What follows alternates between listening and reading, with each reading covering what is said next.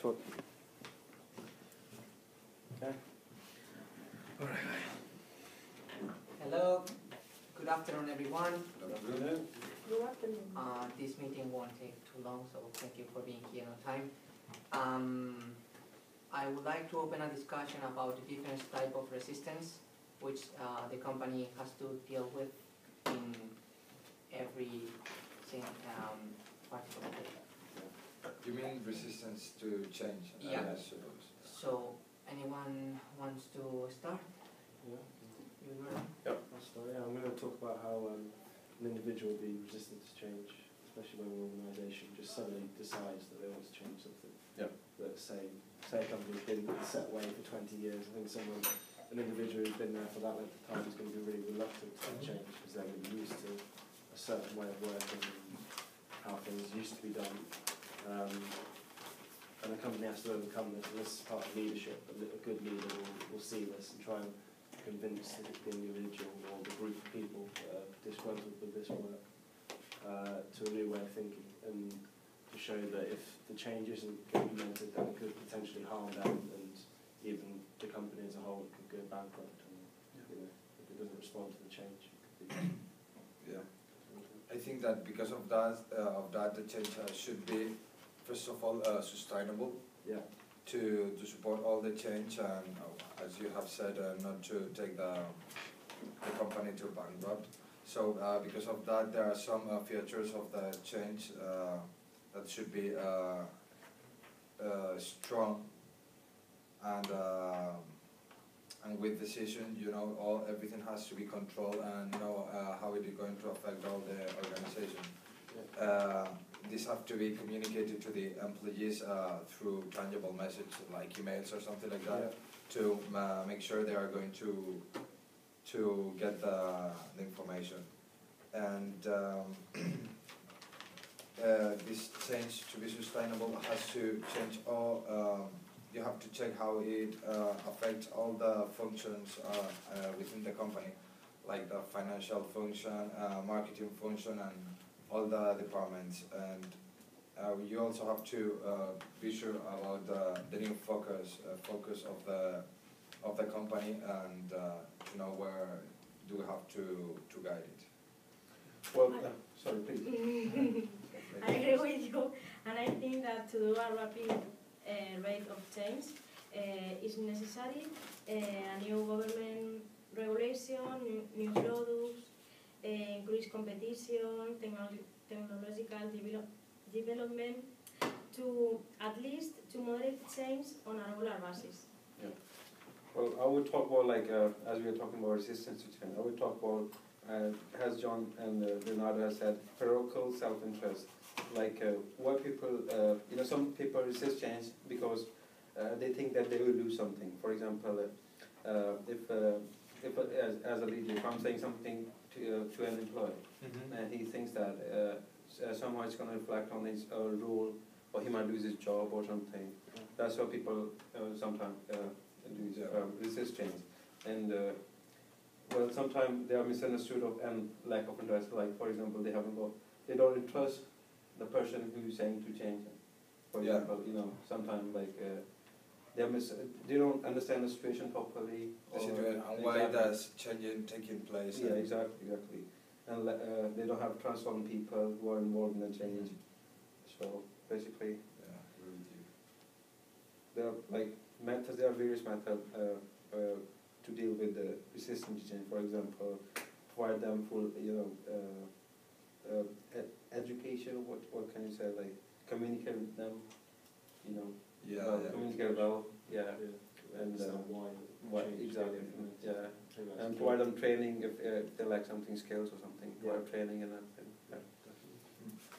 So I think that's all affected by the change seen from the human philosophy point of view. For example, there are 3 factors that guide all the change philosophy, how the employees affect that, take it as a good or bad thing. For example, they have to check their levels of desire of growth and development. For example, if anybody is happy in their position, if you are going to move that department, they are not going to be happy, their performance is gonna lower and all that. Other than the value in interpersonal interaction, we all know that in companies, you have your group, your team, and you are comfortable with them to do it everything properly. Lately, the need of trust and support. You have to trust your boss. You have to trust what you are doing. You have to believe in the objectives of the company and all the cooperation between all the members of the staff that are working together to get to a common objective. Yeah. So basically, is that. Okay, guys. One thing. You guys come up with a really good ideas. I got here what Hugo said about everything has to be under control, and I really agree, because as a leader, if you don't, if you lose the control, it's a really bad situation, or can bring a lot of consequence to the organization, and that links with what Sam said about losing the trust of the leaders. I mean, the trust between the employees to the leaders, and what Jordan said about a good solution, bringing people the support, Yeah, exactly. the training, the proper training to face any of the issues that will be coming later. So someone would like to add Yep. more I would information?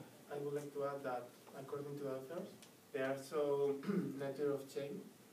That one is revolutionary change, that is rapid, it's broad, dramatic, resulting in radical transformation of the organization, of how you can do your business, achieving new goals and structures. And the other one is evolutionary change, that is gradual, narrow, incremental, often involving only minor adjustment, transforming the whole organization.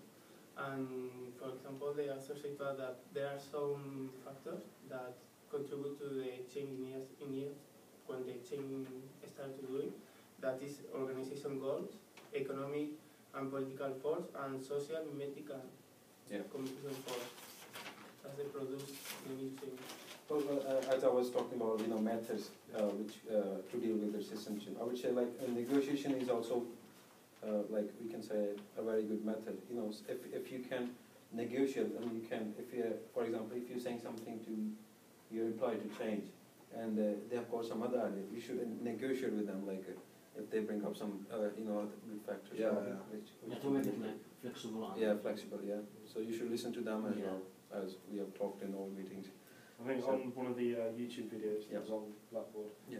it had a formula which was like dissatisfaction of the employees times by the vision of the company as a whole, times by the first actions, so the first implementation of whatever the vision is. Yeah.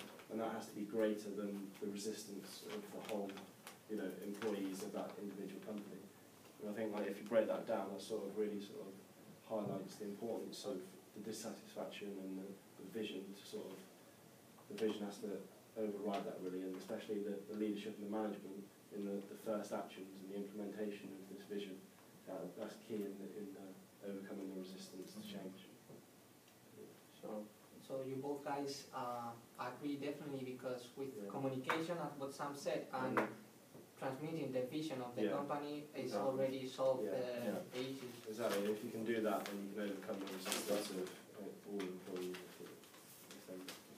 Resistant to the change. But without that, then you haven't got a chance, I suppose.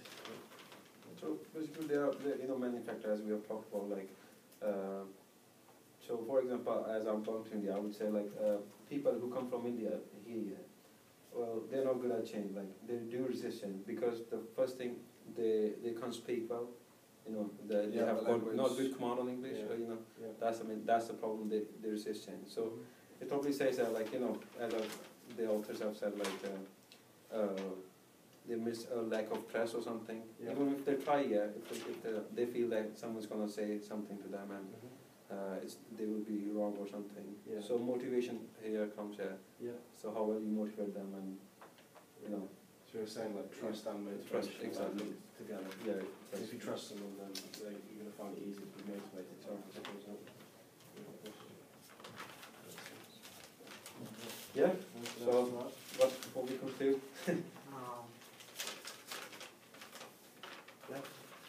Well, thank you so much, guys. Once again.